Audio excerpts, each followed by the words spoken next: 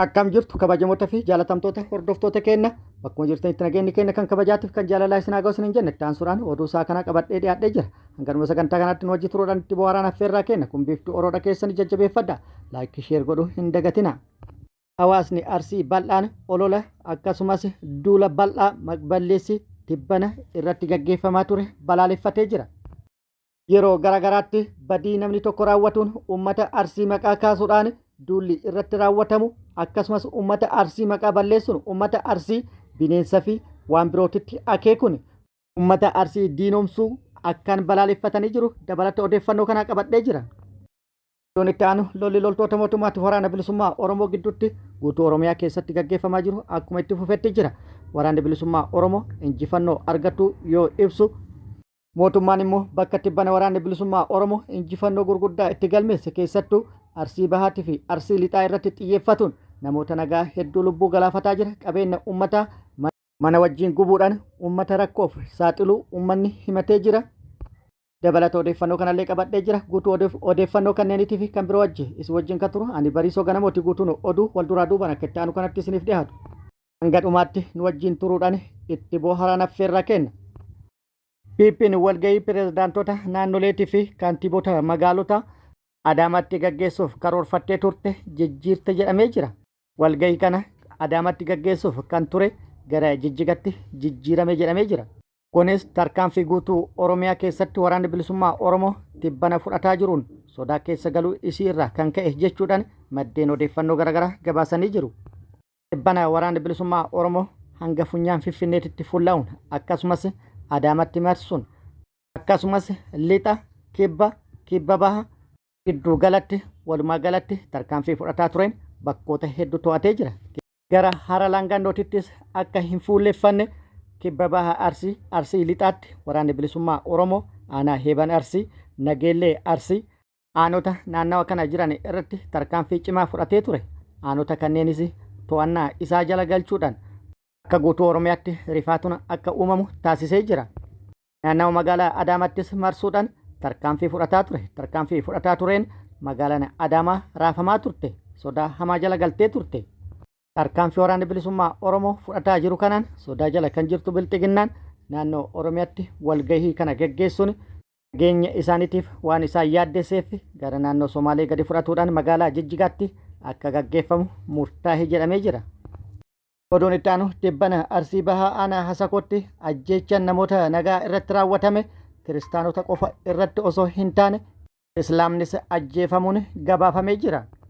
Godina Arsiitti haleellaa caamsaa 23 fi 24 bara 2018 raawwatameen walqabatee namoonni ajjeefaman 13 isaanis kiristaanota jechuudhaan odeeffannoon hafarfamaa ture soba jedhamee jira.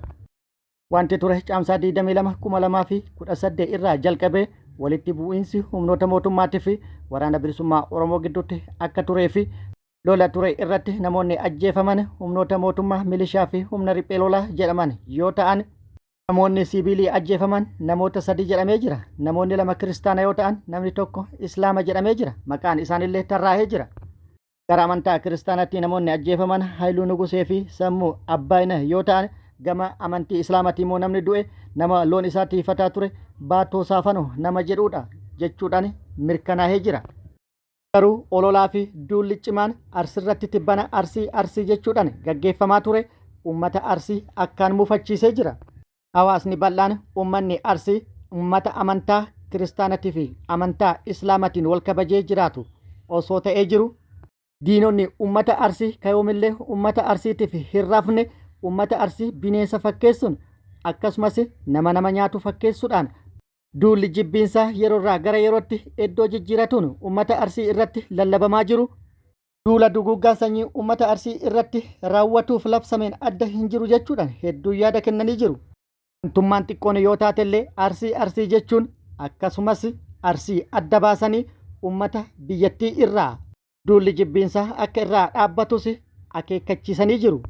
Gochi Wallaggatti ilmaan Oromoo irratti raawwatame gocha Arsiitti raawwatameen kan addaati. Waan dubbatamuufu namatti hin tolledha. Warri amantaa dahoo godhatuudhaan maqaa amantaatiin uummata Arsii irratti duulaa jiru qeesota gurguddaadha. Garuu kan Wallaggatti ta'aa turee fi guyyama tokkollee hafuura hin baafanne arsitti arsii waan tokkollee badii osoo hin dalagin arsii irratti duuluun maaliif barbaachise? Waggaa 8 guutuu ilmaan Oromoo irratti lixa Oromiyaa Wallaggatti wanti yookaan gochi raawwatamaa jiru gama mootummaatillee sagalee dhabe gara lammiilee biyyattiiti ka Anqeesii fi Anisheekii jedhu birallee sagalee dhabe badii ummanni Arsii hin raawwatin ummata Arsiitti irratti deebisuun ummata Arsii maqaa xureessuun irratti duulu maaliif barbaachise jechuudhaan ummata Arsii dheekkamsiisee jira. Miidiyaa hawaasaa kana irrattis hedduun dhimma kana balaaleffatanii jiru. Dhimmi kun ummata Arsii kanarraa akka dhaabatus gaafatanii jiru. Qeerroon Arsii hedduunis miidiyaa hawaasaa kana irratti lakkisaan hin tuttuqinaa jechuudhaan ummata kana akka hin xuyne gaafatanii jiru. Oduun itti aanu lolli loltoota mootummaatiif waraana bilisummaa Oromoo gidduutti zoonilee Oromiyaa hunda keessatti tibbana haala adda ta'een gaggeeffamaa jiru cimee itti fufee jira. Waraanni bilisummaa Oromoo tibbana haala adda ta'een duula hegeree Oromiyaa jedhu guutuu Oromiyaatti labsuudhaan zoonilee Oromiyaa hunda keessatti loltoota mootummaa waliin lola gaggeessaa ture irratti miidhaa guddaa kan qaamatee fi kan lubbuu loltoota mootummaa irratti dhaqqabsiisuun akkasumas meeshaalee waraanaa hedduu irraa hiikkatuun mooraa yookaan kaampii waraana mootummaa hedduu hojiin ala taasisuun kasaaraa guddaa mootummaa PP irratti dhaqqabsiise jedhee jira. Tarkaanfii gaafa caamsaa 29 2026 irraa eegaluun waraanni bilisummaa Oromoo guutuu Oromiyaa keessatti fudhataa jiru kanaanis rifaatuu hamaa keessa galte jechuudhaan kan ibse yoo ta'u rifaatuu kanarraa kan ka'e yeroo ammaa kana guutuu Oromiyaa keessatti namoota nagaa irratti haaloo bahaa jiru jechuudhaan waraanni bilisummaa Oromoo ibsee jira. Lola tibbana kibba bahaa Arsii aanaa Heebana Arsiitii fi akkasumas Arsii bahaa aanaa Seeruu Abbaasitti lolli cimaan loltoota mootummaatiif waraana bilisummaa Oromoo gidduutti gaggeeffamee ture. Lola bakkoota kanneenitti gaggeeffame iddoo kamuu caalaa miidhaan guddaan humnoota mootummaa irratti dhaqqabee jira. Kanaan kan rifate mootummaan PP aanaalee kana lamaanitti humna waraanaa guddaa naquudhaan yookaan gadi buusuudhaan uummata nagaa irratti haleellaa raawwataa jira. Namoota nagaa hedduu lubbuu galaafatee jira yookaan ajjeesee jira. Qabeenya uummataa hedduu barbadeessee jira. Aanaa Seeruu Abbaasitti wanti ta'e immoo dubbatulleef kan nama dhibu. Manneen uummataa qabeenya waliin osoo hin hafin hedduun isaanii barbadaa'anii jiru. Daa'imman dubartii fi manguddoo irratti haleellaa raawwatuun lubbuu namoota hedduu galaafatanii jiru. Namoota bebbeekamoo hedduu irratti ajjeechaa raawwatanii jiru. Gochi badii loltoonni mootummaa uummata bal'aa irratti raawwatan kun naasuu guddaa uumee jira. Uummanni sagaleellee dhabee jira. Sagalee nu ta'a jechuudhaan iyyaa jiru. Aanaa Heebana Arsittis wanti ta'aa jiru kanumaan kan wal fakkaatu.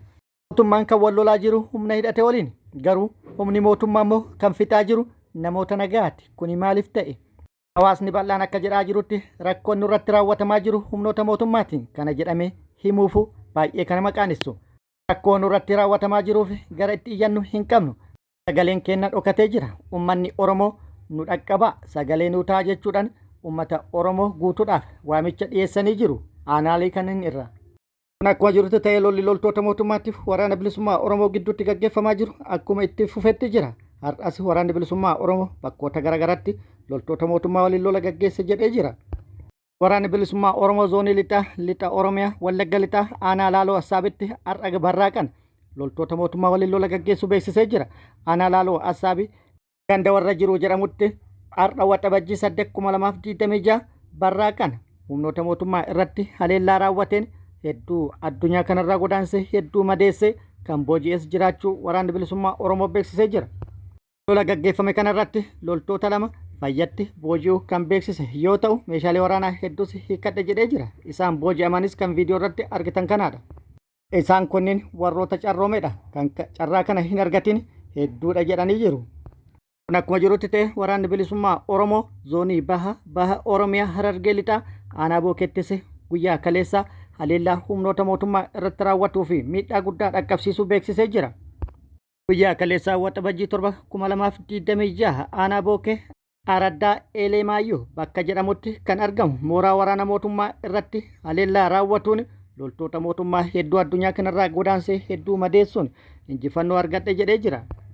Haleellaa mooraa waraana PP irratti raawwateen mooricha guutumaan guututti hojiin ala kan taasisee fi akkasumas haleellaa loltoota PP irratti raawwateen 20 battalumatti addunyaa kanarraa yoo godaansisu 15 immoo madoodhaan adabe jedhee jira.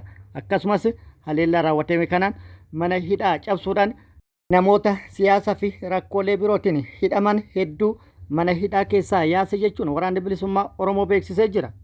Akkasumas haleellaa raawwatame kanaan meeshaalee waraanaa hedduun hiikkatamu waraanni bilisummaa Oromoo beeksisee jira.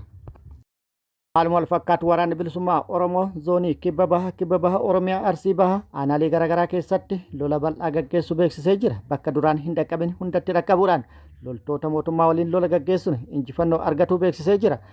Haaluma kanaan aanaa Siree, aanaa Doddotaa bakkoota garaagaraatti loltoota mootummaa waliin lola gaggeesse irratti miidhaa guddaa loltoota mootummaa irratti dhaqqabsiisuun injifannoo argatuu odeeffannoon nu ga'ee jira. Guutuu isaa yeroo biraa qabannee kan dhufnu ta'a.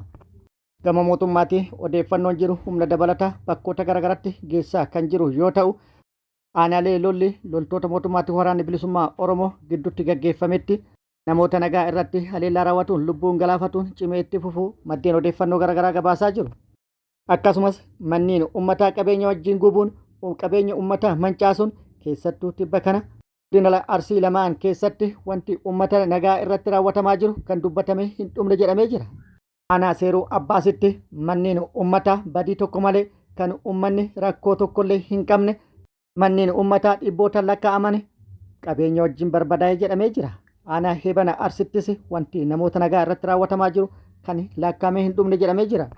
Mootummaan qaama isaan loluudha malee qaama harka qullaa jiru kan nagaan da'oo ofii keessa jiraatu ajjeesuun maaliif barbaachise jechuudhaan hawaasni akkaan gaddee jira.